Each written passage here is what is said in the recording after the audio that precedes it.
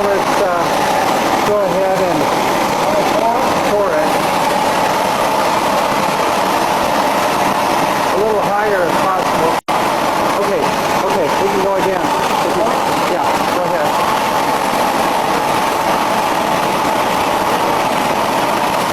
Okay, that's all we can do. That's good. Are you ready? Here we go. This is aluminum, folks. Here's what it looks like.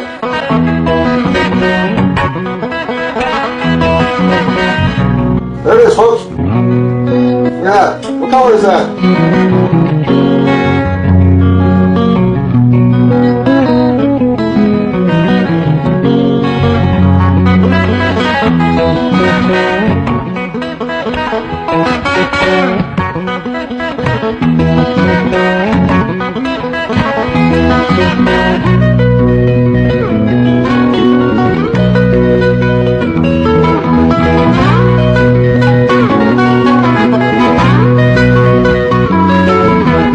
Fallen off, but it's very unusual to see the upper section falling straight through the path of the greatest resistance, which was straight down through the middle of the tower. It just does not add up. 2. Molten metal exceeding 2,000 degrees Fahrenheit was discovered in the rubble of Ground Zero, underneath the Twin Towers and Building 7. Even with heavy rain on September 14th and 21st, a constant stream of fire retardants and water, described as creating a giant lake, these fires would not be extinguished until December 13th, 2001, making it the longest burning structural fire in history. Molten metal flowing off the substance held in the jaws of this backhoe. Now, let's listen to John Gross, lead engineer of NIST, tell us about the molten metal from his perspective. I'm curious about the pool of molten steel that was found in the bottom of the tower. I am too. And Please tell me about it. Have you seen it? well, not personally, but eyewitnesses there found huge poles of molten steel beneath the towers, and some scientists don't think that the collapse of the building could have melted all that steel. And physics professor analyzed some of the steel, and Stephen Jones, and he found evidence of thermate residue, which would explain how the buildings collapsed by means of pre-planted explosives. So, have you analyzed the steel for any of those residues? First of all, let's go back to your basic premise that there was a pool of molten steel. I know of absolutely nobody, no eyewitness who said so, nobody who's produced it. Underground fires, ignited by burning jet fuel, smoldered for months, fed by molten steel and buried carpeting, office furniture, wood paneling, and paper. You see how this debris is still smoking? That's from the fires that are still burning. 8 weeks later, we still got fires burning. So, I mean, these things are burning. At one point, I think they were about 2,800 degrees. You'd get down below and you'd see molten steel running down the channel rails. Like you're in a foundry. Yeah. Like lava. Actually melted beams where it was molten steel that was being dug out.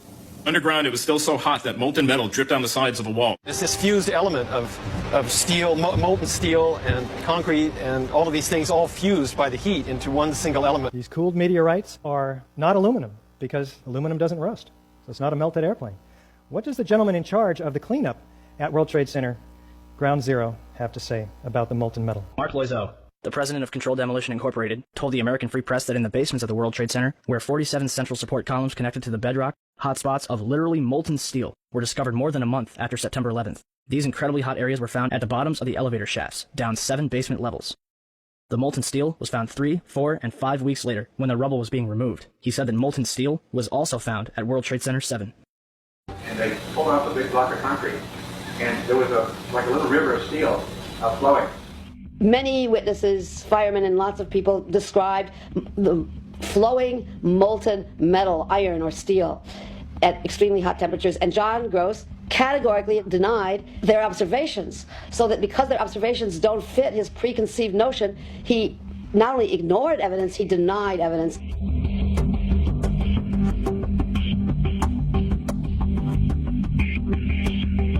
There were reports of molten steel having been seen in the rubble pile of all 3 buildings, and I knew that jet fuel which is essentially kerosene, is not capable of melting steel nor iron.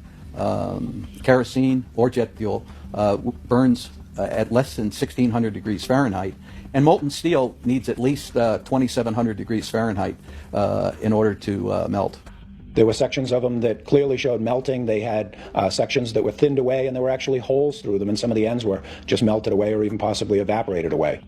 In an office fire, you cannot generate enough heat to melt steel. And yet we have evidence of molten iron in the microspheres, in the rubble pile, and the metal pouring out of the side of the tower.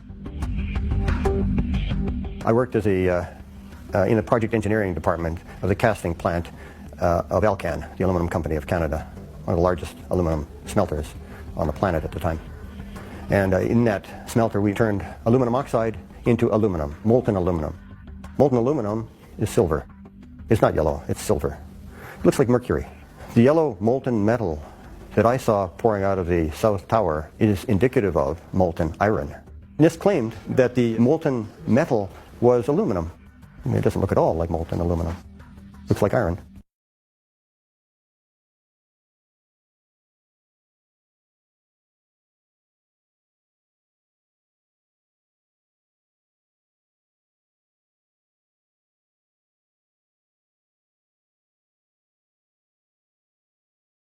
You cannot get a flame hot enough to start the metal, make it molten in the first place so that this other process takes off. I don't know of any mechanism for that. The only way that's known that a carbonaceous material can cause steel or iron oxide to turn into a molten metal is in a blast furnace.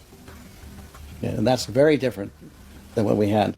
Molten metal in the basements of all three buildings. All scientists now reasonably agree that the fires were not sufficiently hot to melt the steel. So what is this molten metal? It's a direct evidence for the use of thermite. An incendiary used by the military, thermite is a compound of iron oxide and aluminum, which when ignited sustains an extreme heat reaction, creating molten iron. In just 2 seconds, thermite can reach temperatures over 4,500 degrees Fahrenheit, quite enough to liquefy steel. We know that open-air fires cannot burn hot enough to melt steel, but metal had melted at the base of the towers.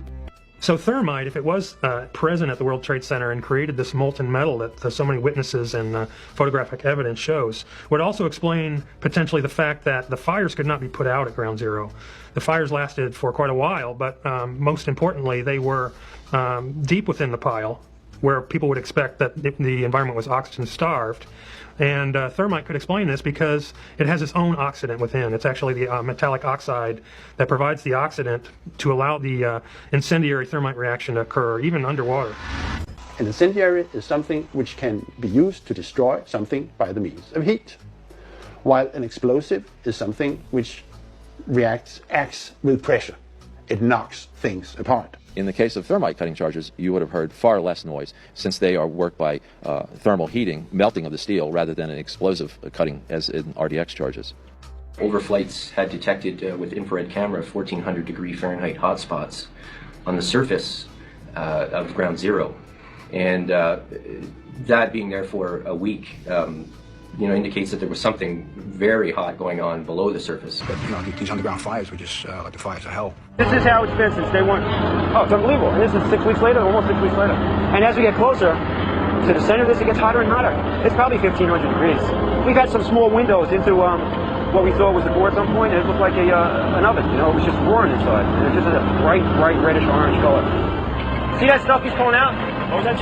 We're gonna hold off on the water. See the stuff he's pulling out? Yeah. It's red hot. If we hit it too much steam, you won't be able to see what he's doing. There were fires of 2,000 degrees Fahrenheit below the ground. So Jonathan Barnett's study, which I thought was very well done and quite extensive, is all documented by FEMA in Appendix C in their BPAT report that was May of 2002. Unfortunately, it was never used in the NIST report. And I'd like to know why NIST excluded the evidence of melting steel. Well, why is this not included? Why is this forensic evidence not being included in the report? I know of absolutely nobody, no eyewitness who said so, nobody who's produced it.